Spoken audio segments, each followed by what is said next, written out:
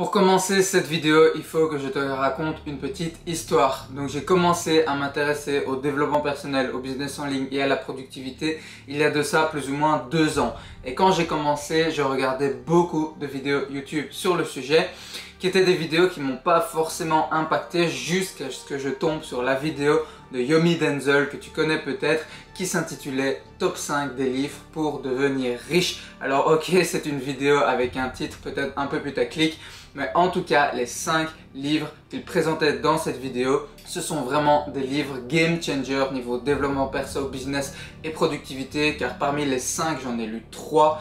Et vraiment, ce sont 3 livres qui ont chacun vraiment bouleversé la façon dont je voyais la vie et mon environnement en général, et qui m'ont vraiment permis de mettre de nouvelles choses en place pour vraiment changer mon quotidien. Et parmi ces 3 livres, il y avait celui-ci, The One Thing, qui est un livre sur la productivité. Fini par le dernier livre. Ça, c'est un livre qui m'a obsédé. Je l'ai lu et après, pendant 3 mois, j'étais presque fou. Et même aujourd'hui, je vois encore les répercussions de ce livre. Le titre de ce livre et la description que Yomi en faisait m'a vraiment parlé, et du coup j'ai décidé de le lire comme premier livre que je lisais sur la productivité et le fait d'atteindre ses objectifs. Et ce que j'y ai découvert a vraiment complètement chamboulé ce que je pensais auparavant, et je pense que ce sera clairement la même chose pour toi. Salut à tous, c'est Corentin, j'espère que tu vas bien et que tu as la forme. On se retrouve pour une nouvelle vidéo que je suis très content de te faire, puisque dans cette vidéo, je vais te présenter un des livres qui m'a le plus impacté, qui a le plus changé de choses dans ma vie, à savoir The One Thing, qui est un livre sur la productivité et le fait d'atteindre ses objectifs.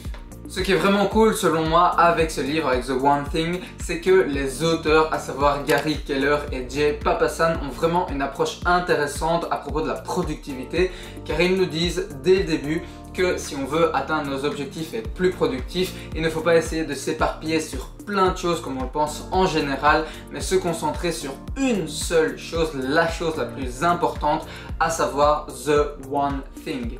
Et pour cela, le livre est divisé en 3 parties. La première partie nous explique quels sont les mensonges les plus répandus sur la productivité. Dans la deuxième partie, les auteurs nous expliquent comment appliquer le principe de The One Thing. Et dans la troisième partie, ils nous donnent encore plein de petits tips sur la productivité et pour appliquer ce principe. Et surtout, nous expliquent à quel point notre vie peut être transformée, peut être changée en appliquant ce principe.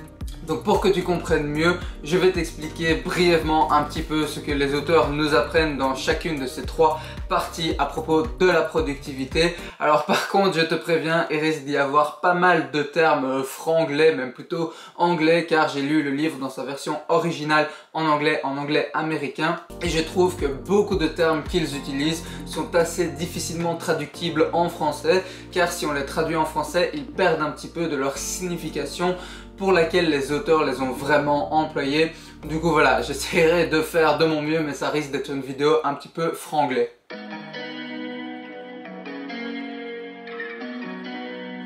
Avant de pouvoir appliquer la vraie productivité, il faut d'abord comprendre ce que n'est pas la productivité et sortir de notre tête tous les mensonges qu'on nous a dit qui sont le plus répandus à propos de ce sujet, à propos de la productivité. Et c'est ce que les auteurs nous expliquent dans la partie 1 de ce livre, à savoir les mensonges. Et je vais vous donner brièvement les 6 mensonges qui sont d'après eux le plus répandus à propos de la productivité. Premier mensonge, comme il le dit, c'est everything matters equally, donc ça veut dire tout a autant d'importance, tout a la même importance. Eh bien selon eux non, et ça peut se démontrer tout simplement grâce à une loi qui a déjà été prouvée par un mathématicien ou un économiste, je ne sais plus exactement, italien, qui s'appelle Pareto, du coup qui s'appelle la loi de Pareto, qui dit tout simplement que en général 80% de nos résultats viennent seulement de 20% de nos actions. Bon, ça peut varier, parfois c'est du 15, 90, parfois c'est du 30, 70. Ou bien si on prend un exemple un petit peu plus courant de la vie quotidienne, 80% du temps on porte 20% de nos vêtements, et je suis sûr, en tout cas pour moi c'est le cas, que si tu regardes dans ta garde-robe, eh bien 1/5 de tes vêtements tu les portes 80% du temps. Le deuxième mensonge, c'est le multitasking, donc le fait de vouloir faire plusieurs choses en même temps. Alors bien évidemment, on peut faire plusieurs choses en même temps, on peut faire deux choses en même temps, mais on ne peut pas se concentrer de manière efficace sur deux choses en même temps. On peut marcher dans la rue et passer un coup de téléphone, et encore parfois c'est un peu dangereux, mais on ne peut pas par exemple travailler, faire un travail pour l'école et en même temps regarder une vidéo YouTube. Ce sont deux choses qui demandent de l'attention. Le troisième mensonge, a disciplined life, donc le fait d'avoir une vie disciplinée. Alors on entend souvent de par les gourous de la productivité et du dev perso qu'il faut absolument être ultra discipliné tous les jours, du moment où on se réveille jusqu'au moment où on va dormir, ne pas faire un pas de travers. Sauf que d'après les auteurs de The One Thing, pour atteindre nos objectifs et pour être productif, il ne faut pas essayer de tout faire parfaitement, de tout faire bien.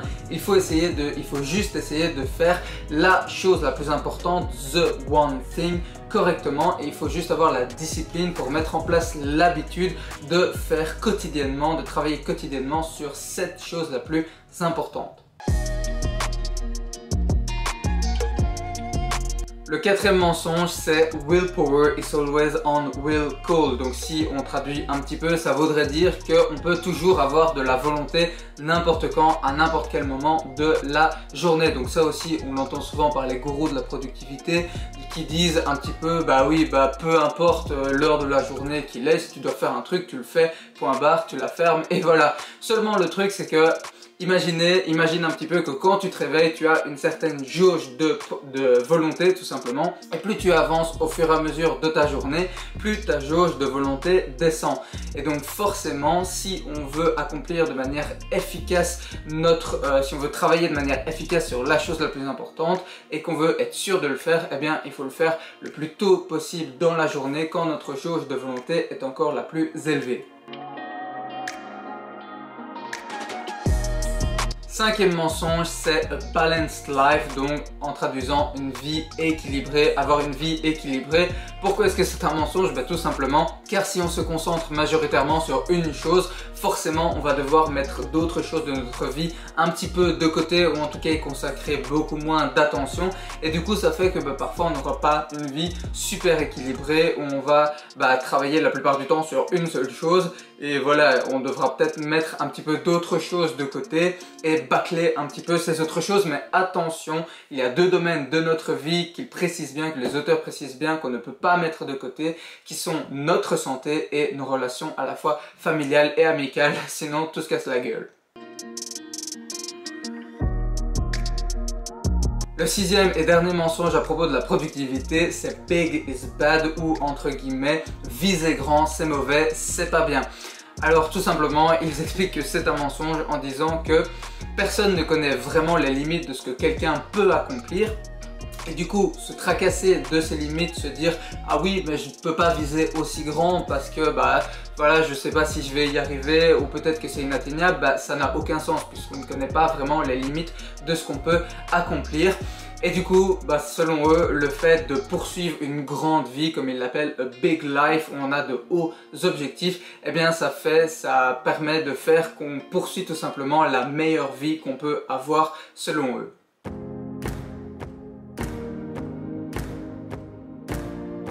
Une fois qu'on sait ce que n'est pas la productivité, on peut commencer à appliquer le principe de The One Thing, et pour ça, il y a 3 étapes. La première étape qui correspond au premier chapitre de cette deuxième partie, c'est tout simplement de se poser ce qu'ils appellent the focusing question, donc la question qui concentre, qui est tout simplement, je vous la traduis direct en français, quelle est la chose la plus importante, the one thing, que je peux faire maintenant, de telle sorte qu'en la faisant, tout le reste sera plus facile, voire ne sera pas nécessaire. Donc en gros, il faut essayer, en se posant cette question, de trouver la chose la plus importante qu'on peut faire pour atteindre notre objectif. Et ensuite, si on ne fait quasi que cette chose, ça deviendra beaucoup plus facile d'atteindre nos objectifs, et tout le reste sera presque, comme ils le disent, pas nécessaire.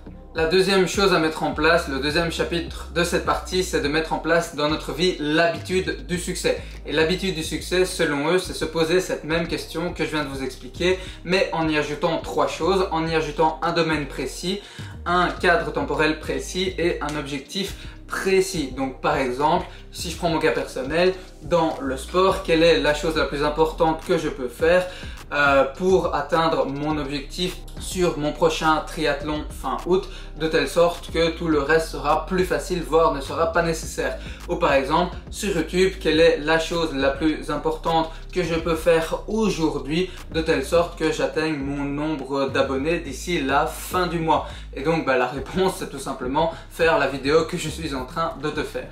Et enfin, la troisième étape, c'est de se poser les bonnes questions qui vont amener les bonnes réponses. Car souvent, concernant leurs objectifs, les gens cherchent des réponses, cherchent des moyens d'y arriver, etc. Mais ils ne se posent pas les bonnes questions. Et donc forcément, pour avoir les bonnes réponses, il faut d'abord se poser les bonnes questions. Et une bonne question, selon eux, c'est concernant nos objectifs, c'est une question qui est à la fois où on vise haut et une question qui est spécifique. Donc par exemple, pour un entrepreneur, ce serait qu'est-ce que je peux faire pour doubler mes ventes d'ici 6 mois. Donc c'est spécifique, on sait pour quand on doit le faire et c'est assez grand. On vise quand même grand, doubler ses ventes, c'est pas un petit objectif.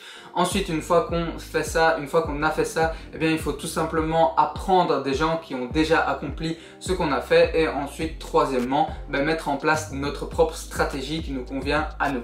Et une fois que tu as compris le principe général de The One Thing et plus ou moins comment l'appliquer en général, il reste encore quelques petites choses à savoir qui te permettront de pleinement appliquer le principe de The One Thing et de vivre une vie vraiment productive.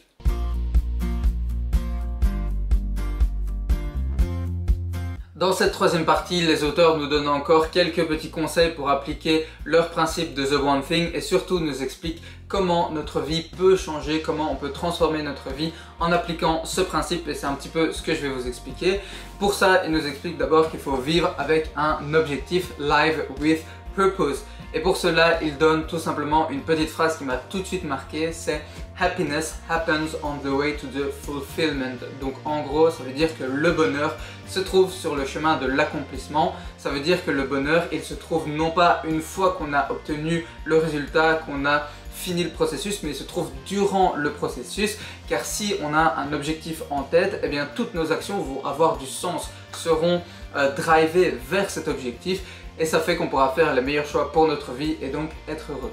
Deuxièmement, il faut vivre par priorité. Bien évidemment, si on essaye de se concentrer sur la chose la plus importante pour atteindre notre objectif, on va devoir mettre d'autres choses de côté, comme je vous l'ai déjà dit, et ça s'appelle tout bonnement savoir mettre des priorités. Et une fois qu'on vit avec un objectif et avec des priorités, eh bien on peut vivre pour la productivité, live for productivity.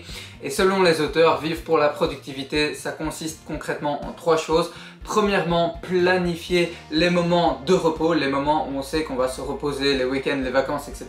Car selon eux, les personnes vraiment productives savent qu'elles travaillent entre leurs moments de repos et non pas qu'elles ont des moments de repos entre les moments où elles travaillent.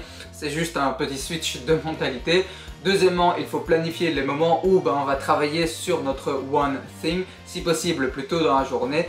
Et troisièmement, planifier les moments où justement on va prendre du temps pour planifier nos semaines, nos mois et où on va revoir un petit peu nos objectifs. Perso, je trouve que 1 heure par semaine c'est bien, c'est ce que je fais, je le fais 1 heure plus ou moins toutes les semaines le dimanche et ça va très bien. Et dans cette troisième partie, il reste encore 4 chapitres où il donne encore plein de petits tips pour être un petit peu plus productif et pour être sûr de pouvoir bien appliquer le principe de The One Thing qui s'appelle les 3 engagements, les 4 voleurs, le voyage, The Journey et enfin appliquer The One Thing. Mais ces 4 chapitres, je te les laisse les découvrir en lisant le livre.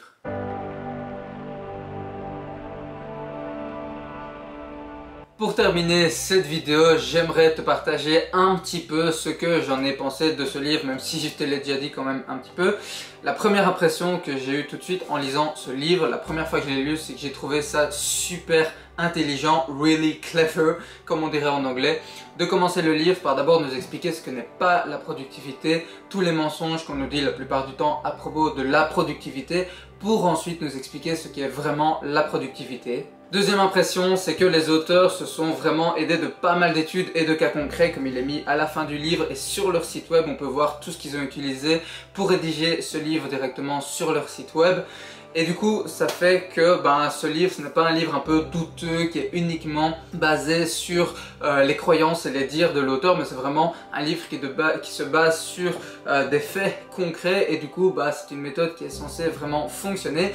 Et aussi, ce qui est très cool, c'est que dans le livre, il y a plein de petits schémas, de petites illustrations comme celle-ci qui permettent un petit peu de mieux se représenter tout ce qu'ils expliquent dans le livre. Ma troisième impression, et c'est la plus importante, c'est que je pense vraiment que la personne qui applique à 100% les principes qui sont expliqués dans ce livre arrivera à avoir du succès dans son domaine, arrivera à atteindre vraiment ses objectifs et arrivera donc à transformer sa vie. Et je pense que c'est même plus qu'une possibilité, c'est quasi une certitude. Car c'est vrai que même s'il y a plein de facteurs qui rentrent en jeu dans la réussite d'une personne, je pense que si on creuse d'un petit peu plus près la vie d'une personne qui a réussi dans son domaine, qui a réussi à atteindre ses objectifs, que ce soit dans le sport, dans les médias, dans la littérature, dans le cinéma, sur YouTube, enfin n'importe où, dans le business, etc. Eh bien on se rendra compte dans 99% des cas que cette personne a consacré quasiment la majeure partie de sa vie à juste faire une chose, la chose la plus importante qu'elle pensait pour atteindre son objectif. C'est vraiment concentré sur un domaine en particulier. Et s'il y a bien une phrase dans le livre qui résume superbement cette idée, et c'est tout simplement la phrase qui est sur la dernière page du livre, une phrase qui est sur la dernière page du livre, c'est celle-ci. Je vous la dis d'abord en anglais puis je vous la traduis en français. If you try to do everything, you could wind up with nothing. And if you try to do just one thing, the right one thing, you could wind up with everything you ever wanted. Donc en français, si tu essayes de tout faire, tu pourrais terminer avec rien. Si tu essayes de faire juste une seule chose, la bonne chose, tu pourrais finir avec tout ce que tu as toujours voulu. Juste avant de conclure cette vidéo, j'aimerais quand même faire deux petites précisions super importantes et que les auteurs nous disent bien dans le livre. La première, comme je vous l'ai déjà vite dit, c'est que même si on peut mettre certaines choses de notre vie un petit peu de côté pour se concentrer sur la chose la plus importante, il y a deux choses de notre vie qu'on ne peut pas mettre de côté. C'est nos relations à la fois sociales, familiales, amicales et notre santé, que ce soit notre santé mentale ou notre santé physique, car sinon après on va clairement s'en mordre les doigts. Et deuxièmement, certes, c'est vrai que c'est assez facile de se consacrer à une seule activité une fois qu'on est payé pour le faire, du style être sportif professionnel. Mais avant cela, eh bien, en général, il faut un petit peu se bouger le cul et arriver à trouver du temps pour quand même travailler sur notre one thing, sur notre chose la plus importante, en dehors des heures de cours ou des heures de boulot, par exemple. Juste avant de terminer cette vidéo, j'ai un petit cadeau pour toi qui est tout simplement le club des étudiants. Alors, qu'est-ce que c'est que ça, le club des étudiants? Eh bien, tout simplement en t'y inscrivant, et le lien se trouve juste dans la description en face de club des étudiants. Tu recevras chaque dimanche matin direct dans ta boîte mail un email super motivant de ma part et dans lequel je t'apporte plein de bons conseils sur les études, la productivité, le fait d'atteindre tes objectifs, le développement personnel, les relations sociales, amicales, etc. Et aussi, comme je te l'ai dit, beaucoup de motivation en te partageant pas mal de citations inspirantes, etc. et quelques petites idées, voilà, réflexions intéressantes qui me viennent en tête et que je ne partage pas forcément sur YouTube. Donc voilà, c'est gratuit, c'est cadeau, n'hésite pas à t'y inscrire. Pour terminer cette vidéo, je n'ai tout simplement qu'une chose à te dire, c'est vraiment si tu t'intéresses à la productivité et au fait d'atteindre tes objectifs, tout simplement lis ce livre car vraiment je pense qu'il a le pouvoir de changer en partie ta vie comme ça a été le cas pour moi. Je te conseille de le lire en anglais car voilà, les idées qu'ils expliquent sont très bien exprimées en anglais et ça fait toujours du bien, c'est toujours utile d'améliorer son anglais. Sinon je pense qu'il y a aussi moyen de le trouver en français car sur Amazon on trouve de tout et de rien. Si la vidéo t'a plu, n'oublie pas de la liker, de lâcher un petit pouce bleu. N'hésite pas non plus à la commenter en dessous dans les commentaires en me disant ce que tu en as pensé, que ce soit sur la forme ou sur le fond, ainsi que de me dire si tu as des idées de vidéos, des sujets que tu aimerais que je traite en vidéo sur la chaîne. N'oublie pas non plus de t'abonner et d'activer la petite cloche pour ne manquer aucune vidéo de la chaîne. Merci beaucoup pour ton attention, on se retrouve dans la prochaine vidéo. D'ici là, comme d'habitude, porte-toi bien, bon courage dans ta vie perso et dans tes projets perso.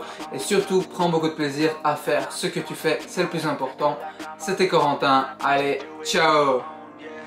Wake up, early mornings, late nights, hopping on a different flight. What's the meaning of life, ayy? Wake up, same-ish, different day. Make a wish, call it pray. Am I sick, am I okay, ayy? Stay up, late nights.